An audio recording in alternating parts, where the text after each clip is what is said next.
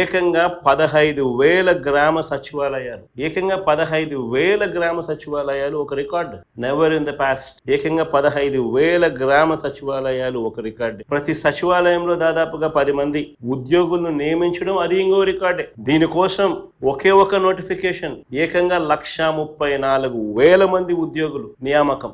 ఎవ్వరూ కూడా ఎప్పుడూ కూడా అధిగమించలేని, తుడిచివేయలేని ఒక సూపర్ రికార్డ్. ప్రతి గ్రామంలోనూ ఒక సచివాలయాన్ని పెట్టడమే కాదు, ఆ ప్రతి సచివాలయంలోనూ కూడా ఓ విఆర్ఓ అంటే ఓ రెవెన్యూ అసిస్టెంట్, ఓ revenue officer, VRO revenue officer, వీళ్ళతో పాటు ఒక సర్వేయర్, వీళ్ళతో పాటు డిజిటల్ అసిస్టెంట్, వీళ్ళంతా కూడా ప్రతి సచివాలయంలోనూ 15,000 సచివాలయాలలో ప్రతి గ్రామంలో దాదాపుగా 40,000 మంది సర్వేయర్లు, రెవెన్యూ ఆఫీసర్, విఆర్ఓలు, రెవెన్యూ ఆఫీసర్లు అండ్ డిజిటల్ అసిస్టెంట్, దాదాపుగా 40,000 మంది ఈ కార్యక్రమంలో పాలుపంచు. Never in the history, never in the past ఈ స్థాయిలో వర్క్, ఈ స్థాయిలో ఒక వ్యవస్థను క్రియేట్ చేసి రైతులకు, ప్రజలకు మంచి చేయాలి, శాశ్వత పరిష్కారం దిశగా అడుగులు పడాలి, పూర్తి ప్రక్షాళన చేసి, సమగ్ర భూ సర్వే చేసి, ట్యాంపర్ ప్రూఫ్ డాక్యుమెంట్స్ చేతిలో పెట్టి, ఆ తర్వాత కూడా ఆ సిస్టమ్ ను మెయింటైన్ చేయాలి,